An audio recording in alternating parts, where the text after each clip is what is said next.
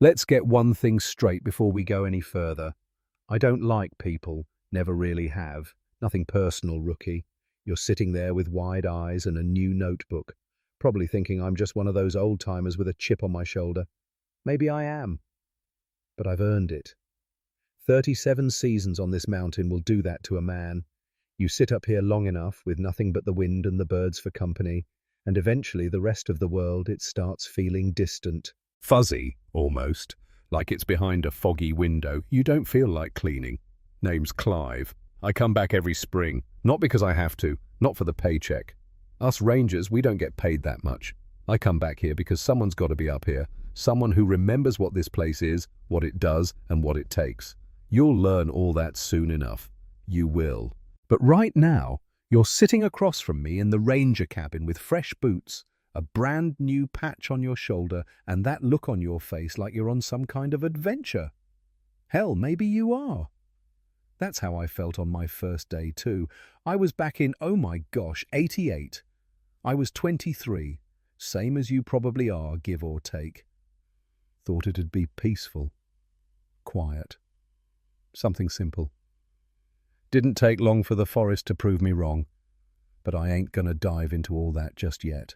You just got here, all right, let's start slow. People always say I look like I belong up here. I guess they're right. I'm wiry, now I know.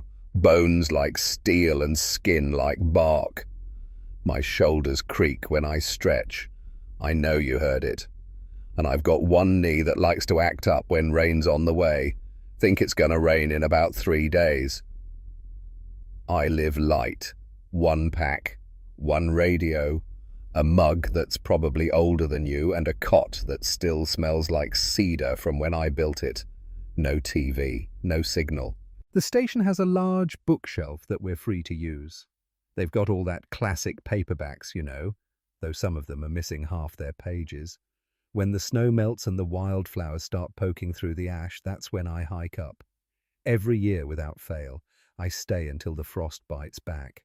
That's the rhythm of it, like breathing, like a long, slow exhale across the summer. And when there's a rookie like you, well, I've got someone to talk to, someone to tell my stories to. Not the ones in the training manual, mind you, not the clipboard crap they give you in orientation. I am talking about the real ones, the kind of stories that stick to your boots like mud, even after you leave. Now you see, most folks think fire lookouts are just binoculars with legs, sit on a tower, scan for smoke, call it in. Now that's true on paper. But these mountains are older than your badge, older than mine too. And they've got their own ways of keeping watch, their own way of testing who belongs. I've seen rookies come and go. Some don't even finish their first season. Few leave early. One left at midnight without her boots. Another walked off the ridge trail and never came back. The search crew found his notebook tucked under a pile of rocks. Nothing else. But I'm getting ahead of myself. Let's take it slow, like I said. You and me. We've got a whole season ahead. Might as well get to know each other. Let me tell you about this tower. Now, Tower L7A was never meant to be manned year-round. Wasn't built for comfort, efficiency, or even elevation. The sight lines are a joke. Too many blind spots, you know. Too many valleys you can't scan without leaving the tower itself. The access roads and mess have washouts and switchbacks no truck can climb after mid-August. The foundation's crooked. The wiring's been chewed through by squirrels, damn squirrels, more than once. And if the wind shifts just right, the outhouse doors swing wide open like it's trying to tell you something. So no, it's not smart planning. It's not fire prevention. It's something else entirely. You won't find the real reason on any map. Not in the Forest Service database either, lest you know what folder to dig through and what words they buried under acronyms. But I've been here long enough to stop pretending. The surveyors who picked this spot didn't use compasses. They didn't even bring gear. Old-timers said they came up here with scraps of leather and little cloth pouches, mumbling to themselves and refusing to speak the coordinates out loud. When they picked a location, they marked it with a ring of salt and small animal bones. Rabbits, mostly. But some of the pieces didn't match any critter I've ever seen. Later, someone added a post, then a platform, then a tower.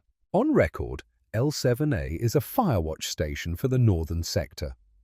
Off record, it's a containment post, a last guardrail between federal land and something else. I used to think that sounded dramatic. Back in my second year, I started looking into it. You can learn a lot if you read between the lines. Go back far enough in the logs and you'll see what I mean. Most of the older rangers, ones who worked here before me, never filed formal complaints, but they left journals behind. And the journals are full of warnings. Little things first. A new watch that kept ticking backwards. People from photos disappearing. A burned circle of grass out past the east trail that came back every year, no matter how many times they dug it up. A ranger who reported seeing the same family of hikers every afternoon for a week straight, wearing the same clothes, with the same scratch on the father's arm. They started calling it the pass-through. Not a portal, not a gate, just a soft place. A loose seam in the world where things crossed without making a sound. According to them, this place is where the dead come back through, wearing borrowed skin. Where wounded animals walk east, not to die, but to return different. Where a misplaced photograph, a stolen bite of fruit, or a sentimental object stashed in the wrong spot can break open something that's only ever been barely shot. They say it doesn't happen often. Maybe once a season, maybe less. But when it does, the damage is quiet and it lasts. There's a reason I come back every spring. I don't like being the last line, but I've seen what happens when no one's here to watch. Every rule in the logbook, it's there because someone broke it. Someone didn't listen, and the forest came to collect what it was owed. I know how that sounds. I know it probably feels like too much too fast, but that's the truth of it. You're not up here to keep fire out of the trees. You're here to make sure what's inside the forest stays inside, and to survive your season without leaving any part of yourself behind. That is harder than it sounds. When people ignore the rules, they get hurt, they fall, they break bones, they go missing. Sometimes they're found miles from where they should be, without their boots, without their packs. Sometimes they don't come back at all. That happens, but that's not the worst of it. The worst part is when they do come back, and something's different. Not obvious at first, just a little off. The way they talk, the way they look at you too long without blinking, the way they forget things they should know and remember things they were never told. That's when you know something followed them back or something got left behind. This place is not haunted, it's not cursed either. But things happen here, strange things. Enough that you stop calling them coincidences. Sometimes it's just tools going missing or paths shifting in ways they shouldn't. Other times, it's worse. Rangers getting hurt, getting turned around, ending up someplace they swear they have never seen before, even if they've walked the same trail 100 times. The tower, it gets under your skin if you let it. L7A has a history. That's all you need to know. Things have happened here that don't happen in other towers, and once you start your season, you're part of that. Whether you believe in the rules or not, you want to make it through the season good, then you need to learn the rules. Starting with this one, rule number 1, never eat fruit found in the wild. I've seen it happen 3 times. That is more than enough. The first time was my second season up here, late July. Dry heat, clear skies. The kind of days where the bugs stick to your skin and your shirt turns stiff from salt. I was green then. Still believed that the worst thing that could happen was a lightning strike and a fast-moving blaze. The rookie I was training named was Lucas, easygoing type, kind of guy who always whistled without realizing it. It drove me crazy. He brought a fishing pole up to the mountain, if you can believe that, thinking he'd find a stream near the tower. Didn't matter that I told him 3 times there wasn't one. He went out anyway, poking around past the boundary markers, convinced he'd find something to bring back and fry up on the little stove. He came back with a pocket full of fruit. It looked like apples at first. Small, smooth, pale green with red streaks. He offered me one and I told him no. I didn't give him a reason then, just shook my head and kept flipping through the logbook. He shrugged and took a bite. Didn't even finish it. Left the core in the tin sink and went to bed early. By morning, he'd already started to forget things. Not big things, small ones. His locker code, my name, what day it was. He asked me the same question 4 times before noon, and that's when I started watching him real close. Over the next 3 days, he got quieter, slower, like someone had turned down the volume inside his head. He sat for hours without moving, just looking out past the ridgeline. I asked if he was feeling all right. He said yes, but didn't meet my eyes. Said everything tasted like dirt, even the instant coffee he used to drink by the cup. By the 5th day, he stopped talking altogether. On the 6th day, I woke up and he was gone. No note, no bag. The tower door wide open. I followed his boot tracks as far as I could. They led east. Everything that goes wrong out here leads east. We found him 2 weeks later, or most of them. His body was sitting under an ash tree at the edge of a dry creek bed, upright, like he'd just taken a seat. Face blank, eyes open but dried out. The weird part wasn't his expression, though. It was the fact that something had stacked little white stones around him. A ring, neat and even, like a border. His notebook was gone. So was his nameplate. I filed the report. They listed it as exposure and dehydration.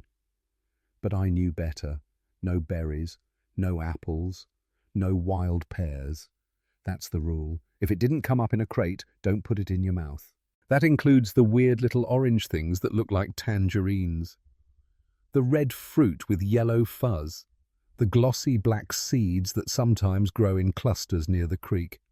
Don't even touch those. They'll stain your fingers and you'll have to scrub your hands till they bleed just to get the stain off. The forest marks you when you eat the fruit. Not spiritually, legally. It's like guest rides in old villages. You break bread in someone's house, you're bound by their rules. Doesn't matter if you understand them or not, you're playing their game now. You're on their board. Eat the fruit, and you are part of the forest. The old-timers said the trees notice when someone takes what isn't theirs. They don't speak or move, they just remember. And the next time you pass under their branches, they lean a little lower, just enough to remind you that you owe them something. It's an old law. Not one written in any book you've seen, but older than that. I don't know when it started. I just know it works the same as the Greek myth, the one you probably heard back in high school. Yeah, the pomegranate seeds. Hades. His wife. You know how the legend goes. She only ate a few, just a taste. And that was enough. She couldn't leave the underworld because of it. That little bit of sweetness cost that sweet little thing her life. That's the forest for you. Eat the fruit, and you've accepted the invitation. Doesn't matter if you didn't mean to. Doesn't matter if you were hungry. Doesn't even matter if you spit it out right after. The second you take a bite, the forest sees you different. You're not a guest anymore. You are a resident. And things go differently for residents.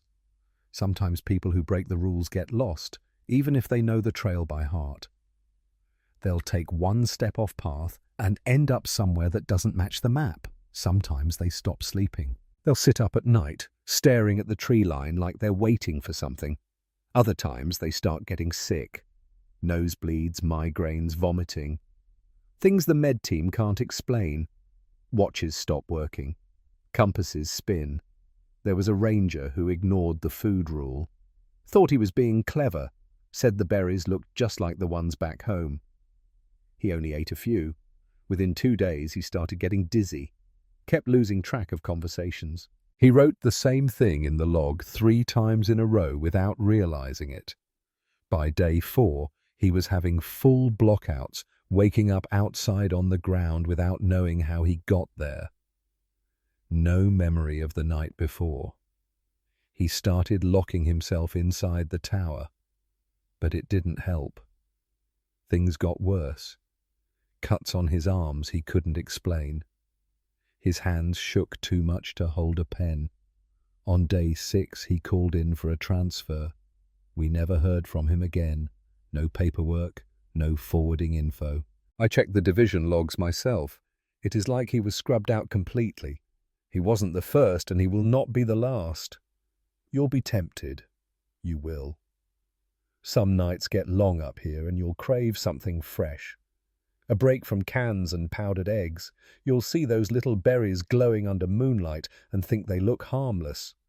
Don't be an idiot. They're not. They're a test. And this place doesn't give you a second try. If you're starving, boil pine bark. I don't know. Eat dandelions. Tear up your field journal and chew the pulp if you have to, okay? But don't eat the fruit. If it comes down to it, just go hungry. You look a little chubby anyway, so consider it a diet. You'll be miserable, sure. You'll feel weak. You'll get headaches. Your hands will shake. But you'll still be yourself. You'll still be thinking straight. You'll still have the option to walk out of here when the season ends. You eat from this forest and that changes. So, don't test it, all right? Don't risk it. Never eat fruit found in the wild. All right. Rule number 2. Do not bring personal objects into the tower. There's a reason I tell rookies to pack light. Real light. You don't bring anything sentimental up here. Not photos, not gifts from family, not letters, keepsakes, anything tied to your life outside this job. The tower's not the place for it. I know it sounds strange. You're out here for weeks at a time, maybe months. It's natural to want something that reminds you of home, something to keep you grounded, but that's the problem. It does the opposite. It roots you in the wrong place. Once you bring something personal into the tower, you're not just passing through anymore. You're making yourself part of it. You're setting up camp in a place that doesn't want you to stay. And it changes how this place treats you. I didn't believe it either when I started. Nobody does. But then I brought a photo, just a small one, wallet-sized, of my brother and me when we were kids. Take that above the desk. I told myself it was just for morale, something to keep me steady when the long shift started wearing me down. Within a week, things felt off. I started forgetting simple things, radio check times, log entries I'd written that morning, whether or not I'd locked the hatch. Nothing major at first, just a little more scatterbrained than usual. Then came the long stretches where I'd catch myself staring out the window without knowing why. I wasn't watching for smoke or checking terrain. I was just zoning out for minutes at a time. It didn't take long before I started dreaming about the tower, even while I was in it. Couldn't tell if I was asleep or awake. Couldn't remember packing my own meals or writing the reports I saw in my handwriting. Felt like I was getting absorbed into the routine in a way that wasn't normal, not fatigue. No, not isolation, like something wanted me to stay on autopilot. When the season ended, I left the picture behind without thinking, realized it halfway down the mountain, hiked back up the next day, but when I opened the drawer, it wasn't there. I tore the place apart looking for it. Floorboards, desk drawers, cot lining, even the latrine. Gone. Clean.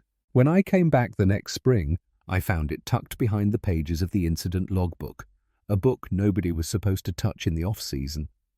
But there it was, right where it shouldn't be. And that's when I started paying attention to the stories. A ranger once brought up a bracelet his daughter had made for him. Said it was a lucky charm, something to remind him why he did the job. Midway through the season, he started having trouble with his hands, couldn't hold a pen, said they ached like arthritis, even though he was only in his 30s. Then he started dropping things. Tools, coffee mugs, once a lit match. He swore it wasn't the altitude or fatigue, said he felt like his arms were moving without him sometimes, like they weren't taking orders anymore. He left early, no warning, just packed up and hiked down in the middle of a rainstorm. He never came back. I checked his locker the season after, empty, except for that bracelet, sitting right in the middle of the floor. We've had other incidents too. Another guy brought his wedding ring, wore it on a chain around his neck, said he took it off only because he didn't want to lose it while chopping wood, said it helped him feel normal. By the end of the season, he couldn't sleep unless he was lying on the floor, said the cut felt off. He forgot how to work the radio, started misreading the maps. He kept telling me he'd see someone in the trees, just standing there. We did a sweep. Nothing. A week later, he took off during a supply drop, didn't even grab his pack, just walked straight into the woods. Gone. I'm not saying the objects are cursed. I'm saying they don't belong here. This isn't your house. This isn't your home. You're supposed to pass through, do the job, and leave. When you bring something that carries real meaning, something tied to your life, you're inviting this place to notice you, to remember you, and it does. People don't think land can do that. But land has memory, just not in a way we measure. Think about the places you've lived. Some feel good, don't they? Some don't. Some rooms you walk into, and you immediately know you're not welcome. Same goes for the tower. It knows the difference between someone doing a job and someone trying to get comfortable. The second you make it personal, the tower makes you part of it. And if that happens, well, you'll find it harder and harder to leave.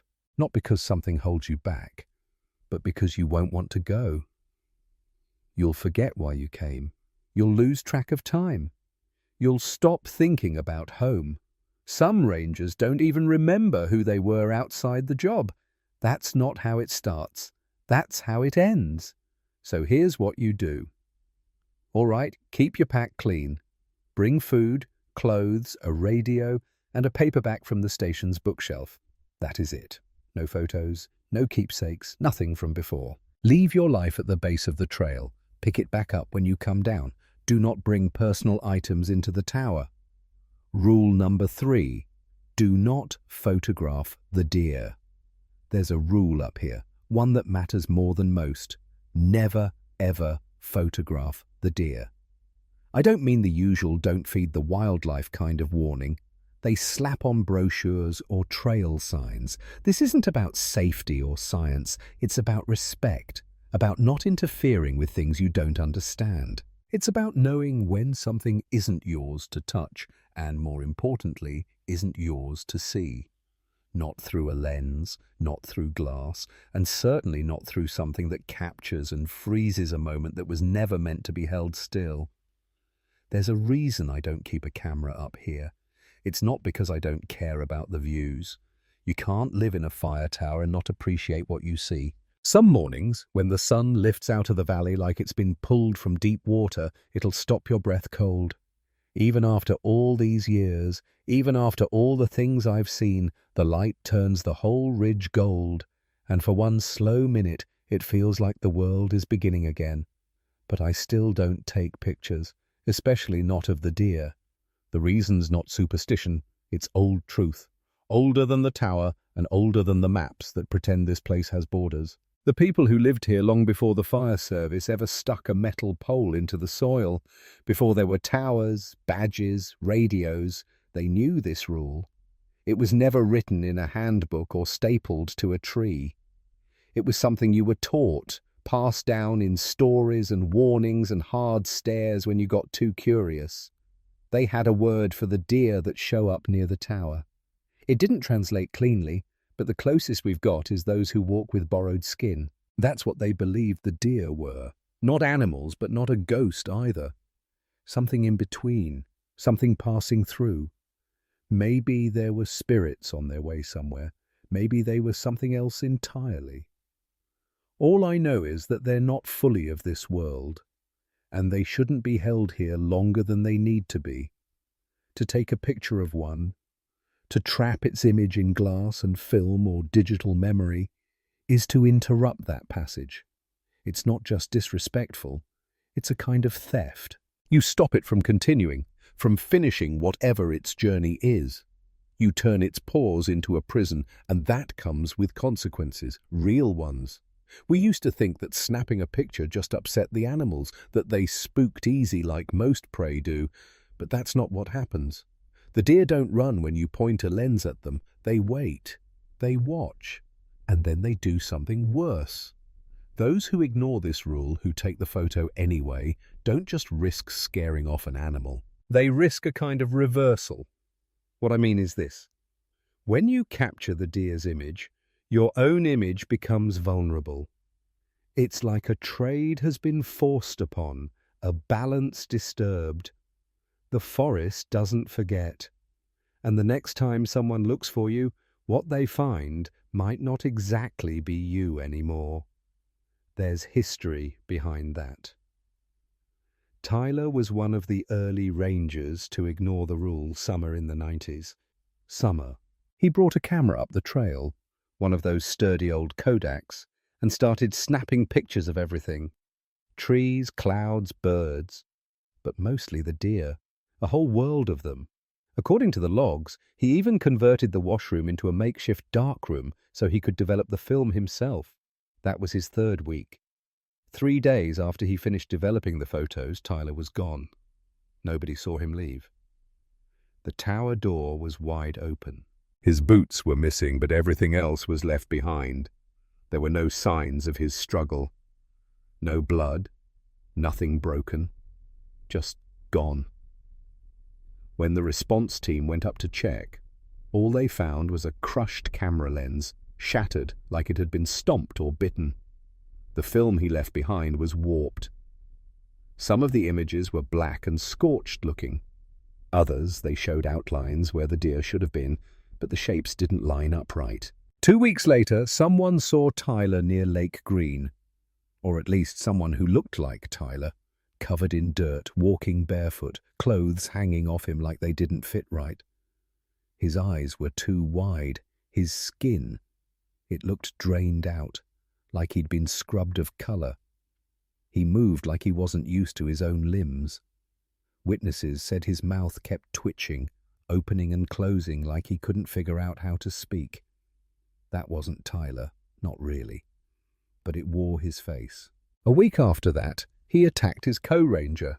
No argument, no struggle, just walked across the room and started stabbing. Then he ran straight into the woods and no one ever saw him again. His prints vanished after 50 yards. No scent trail, nothing. That's the part people never understand. It's not just about someone going missing when you take pictures. It's that sometimes something else comes back instead, and when it does, it plays the part just well enough to slip by. Same badge, same boots, same habits, almost. Until it cracks. Until something breaks. I've seen the aftermath too many times, so if someone goes missing up here and they show back up, don't just be glad to see them, look closely, because if they brought something back with them, or if they are what came back, you'll know. Not right away, but you'll know. So remember the rule.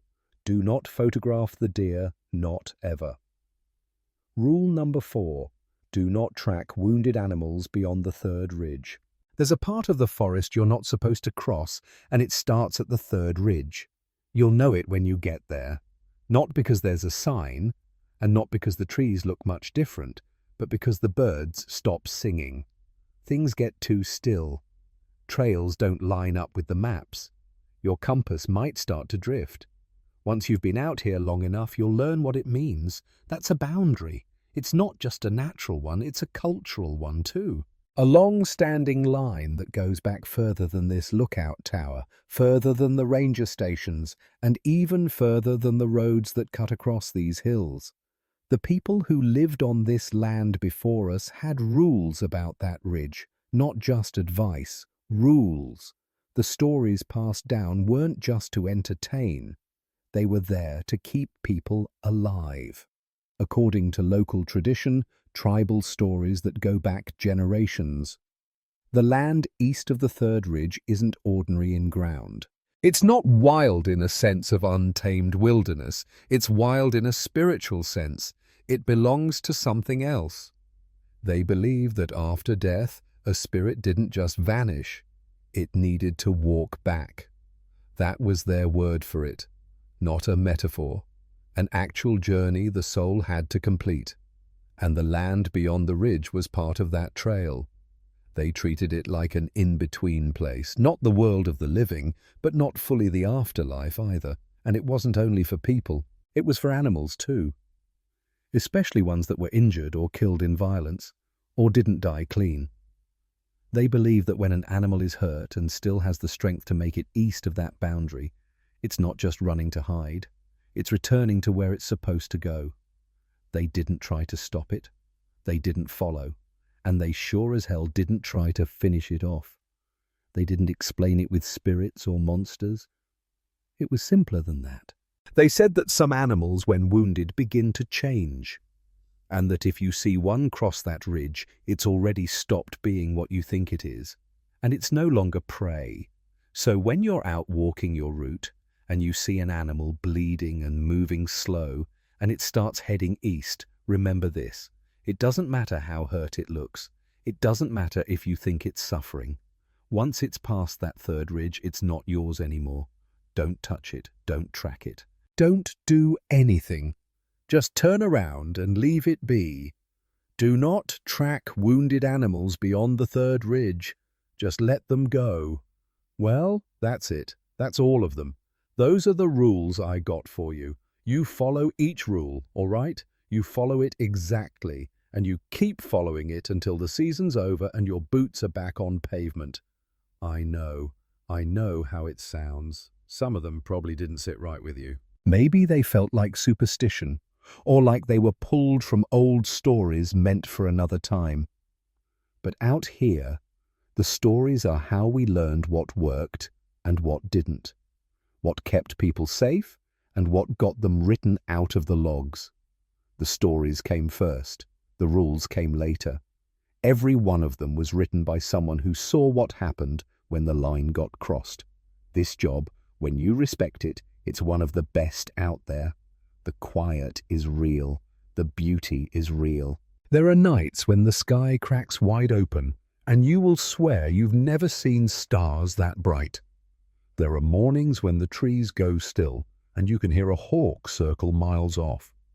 And it's a feeling that will stick with you for that's enough. You're not here to conquer anything. You're here to watch, to listen, to wait. You report the fires, you keep the log, you check your boots for ticks, you do your part, and then you leave.